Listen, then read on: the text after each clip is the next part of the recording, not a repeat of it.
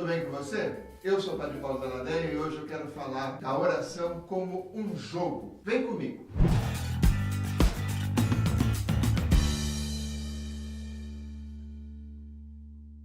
Você que trabalha com adolescente, com criança, até com adultos mais jovens, todo mundo já jogou algum jogo, sei lá, Tomb Raider, Mario Bros, jogo de corrida, tem um monte de tipo de jogos com violência e sem violência. Mas vamos aqui falar de jogos sem violência. A oração pode ser encarada com as fases e o jeito de um jogo. Como assim? Se você olhar bem, por exemplo, na história da igreja, nós temos vários santos que falaram muito bem de oração, tá? Que viveram a oração, que são grandes místicos. Um deles é São João da Cruz, grande místico, padre e também poeta. Santa Teresa d'Ávila, amiga dele, dirigida dele, foi grande mística, foi freira e hoje é doutora da igreja, então sabe do que estava falando, né? Viveu as fases todas. Como assim fases, padre? É que, como um jogo, por exemplo, a oração, ela não é sempre igual. Ela tem fases mais fáceis. Quando você se converte, por exemplo, quando você começa, você está entusiasmado,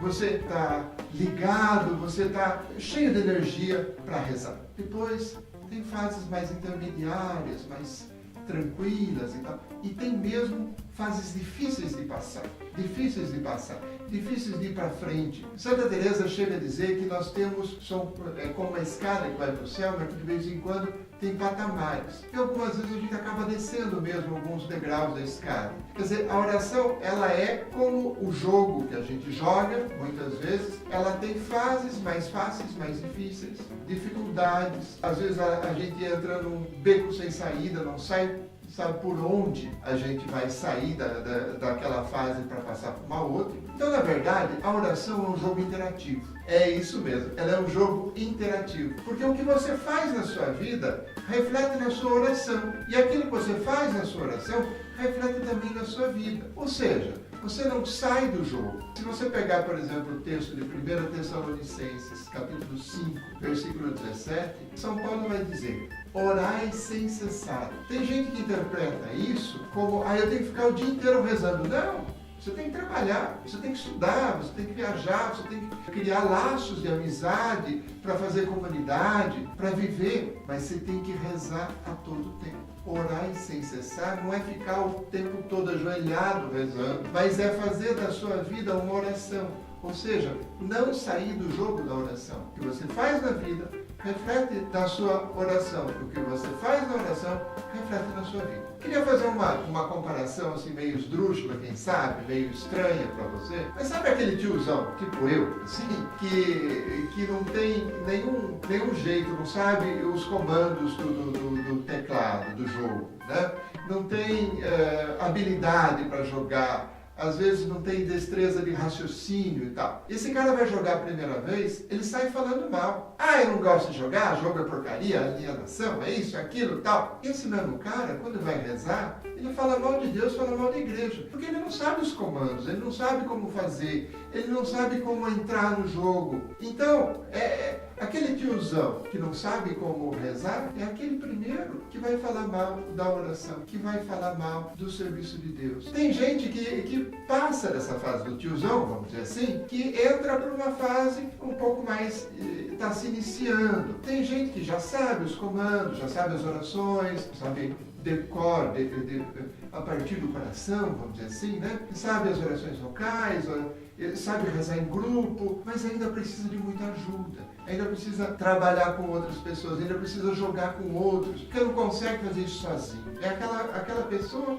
que está jogando o jogo da oração, mas não está conseguindo ainda todas as habilidades, todas as capacidades, ainda não entendeu muito bem como é que funciona o jogo. E tem gente, claro, que vai se aprofundar, esses são os católicos, os evangélicos, as pessoas que seguem mais de perto Jesus, que estão naquela fase intermediária. E tem os grandes, né?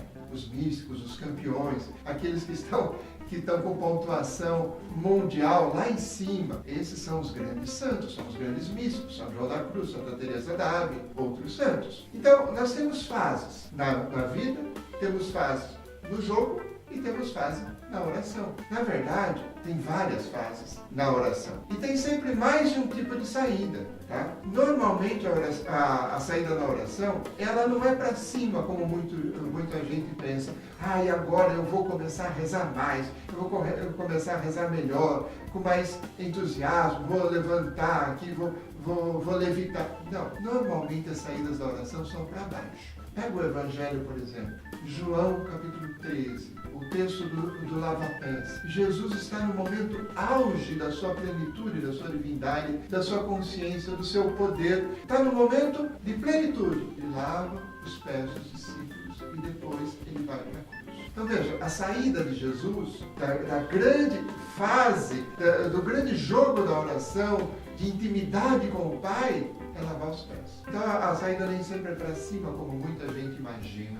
A saída, a maioria das vezes, é para baixo. Claro, é preciso ter horas, gastar horas de treinamento, gastar horas de treinamento com Deus, com a oração. É preciso rezar, é preciso ler a Bíblia, é preciso ler um livro espiritual, um grande autor espiritual. A gente não pode ficar só nas telas dos computadores, a gente não pode ficar só em frente do tabernáculo. A gente precisa aprender, a gente precisa se aprofundar com Deus e na espiritualidade, mas também precisa treinar com os pobres.